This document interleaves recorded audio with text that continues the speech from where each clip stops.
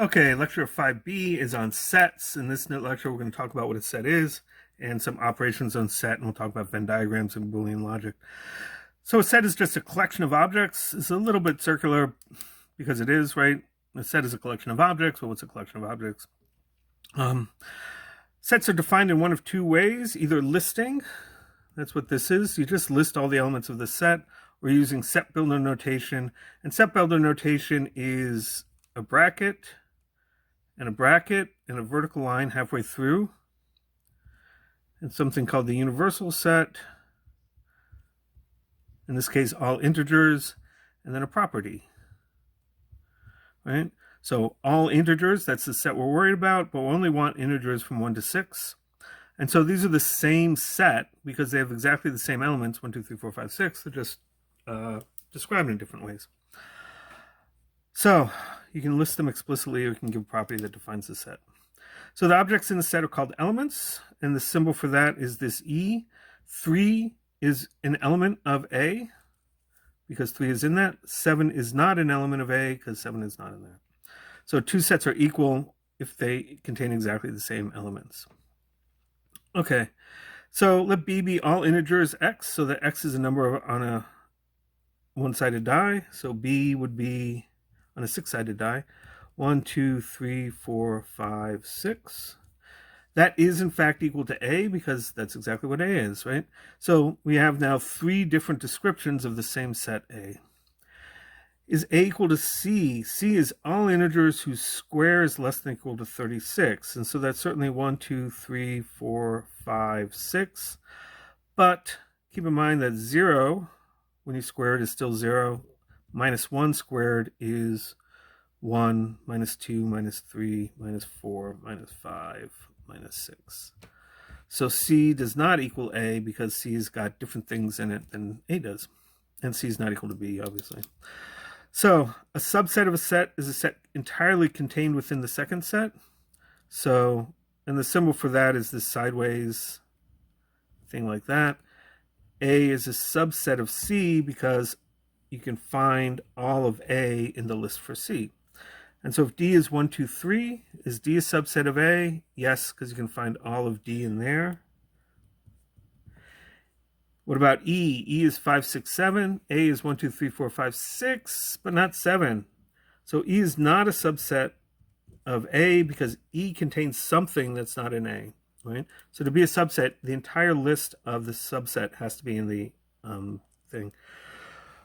One thing to note, sometimes people use the subset sign without the equals underneath to mean that A is a subset of B, but not all of B itself. So this is a list of symbols that you see in math textbooks. They have their own particular format. It's called Blackboard Bold, incidentally. So this is simple for the complex numbers, the real numbers. Q is the rational numbers, and Q comes from quotiente, which is the Italian word for quotient. Z is the integers. Z comes from Zahlen, which is a German word for number. N is the natural numbers. And we'll usually take n to be 1, 2, 3. Some people start n at 0. Z sub n, that's the natural numbers, including 0 up to n minus 1. So Z5, for example, Z sub 5 is 0, 1, 2, 3, 4. So it's an initial string of the integers. And then phi means the empty set, the set that has nothing in it. So union, intersection, and complement. Very similar to or, and not that we've seen. And so it's easier to define them in an example than a formal definition, and we'll use some Venn diagrams for this. So U is the integers. So all of our U is what's called the universal set. All sets in the problem are subsets of U. So we define A, B, and C to be these things. What is A union B? A union B is everything in A or in B or in both. So that's what union means, right? It's or, put everything together. So A union B is 1, 2, 3, 4, 5, 6. Well, B is all the even numbers, so we actually start with, say, minus, we'll put dot, dot, dot, minus 4, minus 2, 0, 1, 2, 3, 4, 5, 6, and then we'll pick up with the rest of the even numbers. So you can use dot, dot, dot if you have an infinite set and you need to just sort of say it's this pattern. So A union B is all of the even numbers and also everything that's in A. C intersection B. So this is an or, everything in C and in B. So you need things that are in both of them at the same time. So C intersection B is the overlap between C and B. C is minus 3, minus 2, minus 1, 0. B is even numbers. The overlap is just minus 2 and 0. Those are the only numbers that are both even and in the set C. What is A intersection C? Well, that's everything in C, A and everything in C. But A is 1, 2, 3, 4, 5, 6. C is minus 3, minus 2, minus 1, 0. There is nothing that is in both sets. No numbers in both sets. So that's where we use the empty set. We just say there is no element that's in both. B bar is everything in U, not in B. So that would be the odd numbers, right? If our universal set is the integers, then everything that's in the universal set that's not in B, since B is the even numbers, that's where it's the odd numbers. This is why we need a universal set. If I just said, well, what's not B, then it's everything that's not an even integer. That will include pi or E, right? All the irrational numbers. It might also include, all the apples in our orchard,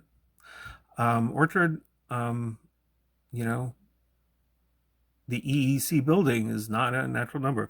So we have to define a universal set to say, if I want this set and I want everything outside of it, I don't want literally everything outside of it. I just want to know outside of it, but inside of this particular set, the universe set U.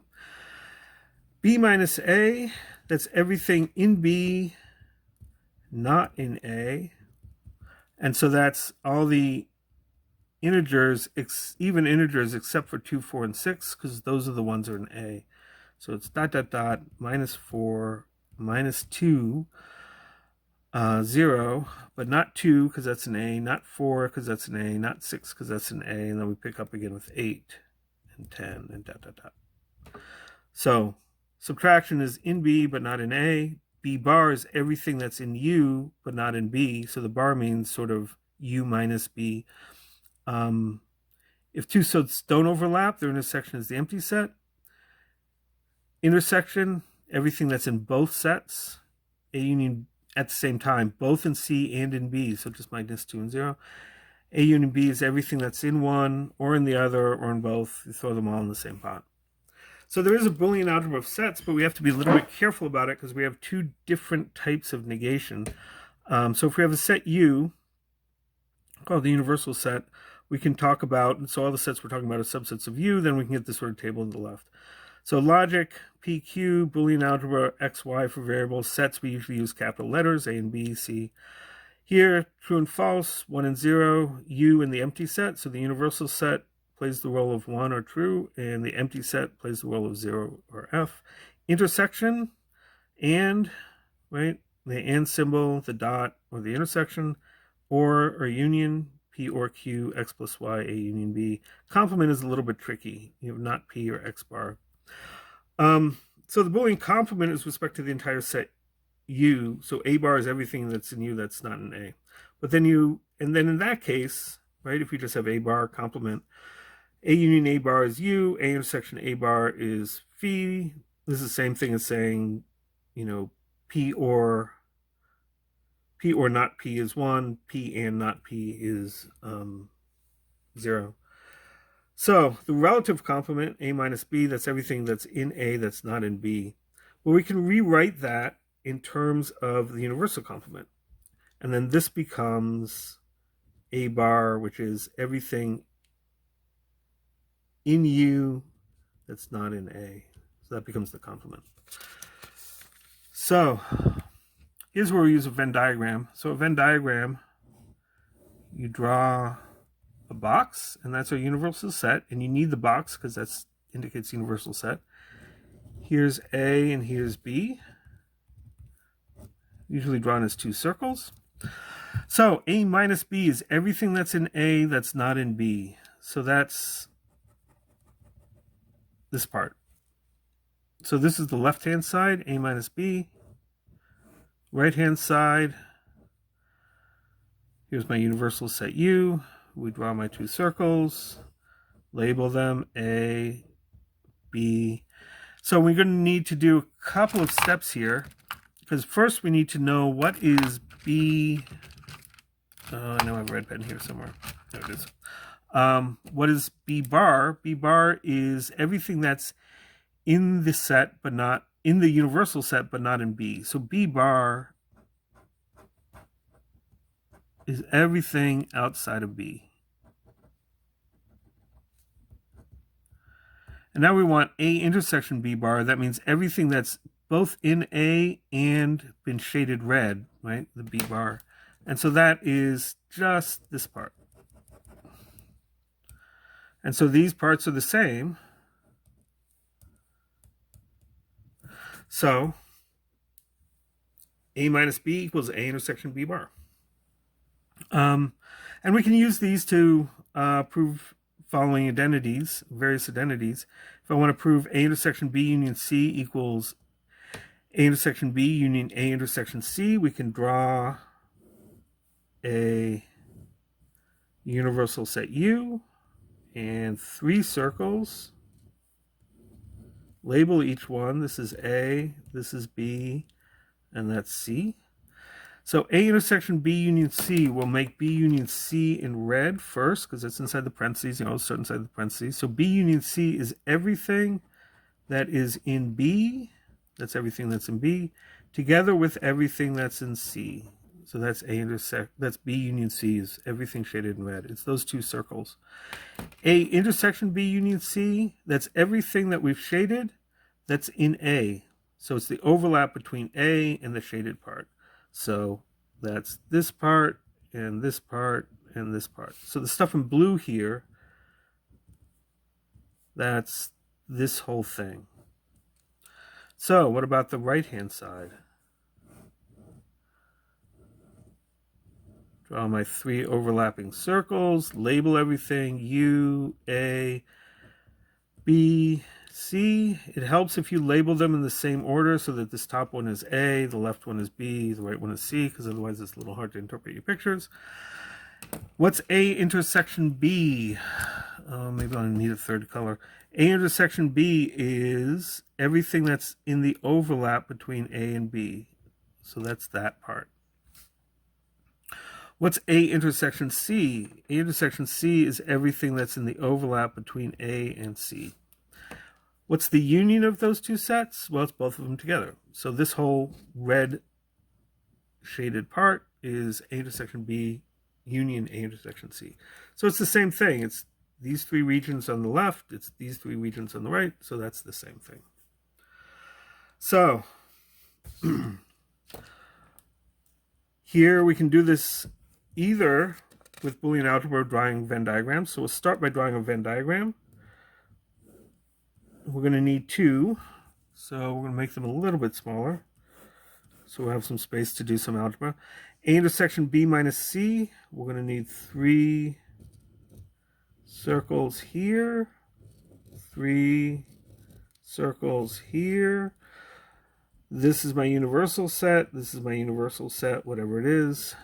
A, B, C, A, B, C. Okay, so what's B minus C? We'll make the left-hand side be here. B minus C is everything that's in B that's not in C.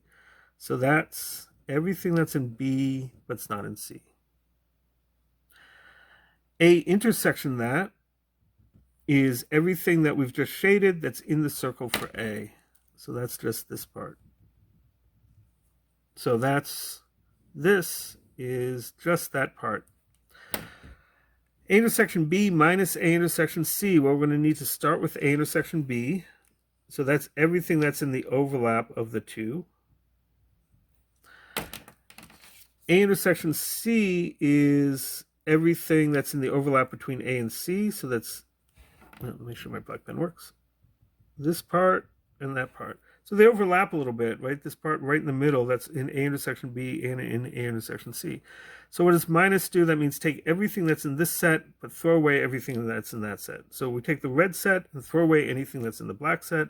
And that just leaves us this part here.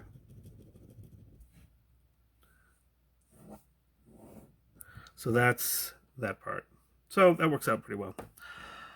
So how do we want to show this using some kind of Boolean algebra? Well, A intersection B minus C, we have this result from above. So we'll just make a note from example 4 that if we have a subtraction, that's A intersection B bar. So A intersection B minus C is A intersection, now B minus C would be B intersection C bar. So that's the left-hand side. The right-hand side, so we'll just call that LHS. Right-hand side is A intersection B minus A intersection C. But if I have something minus something, it's going to be A intersection B, the first one, intersection the complement of the other one.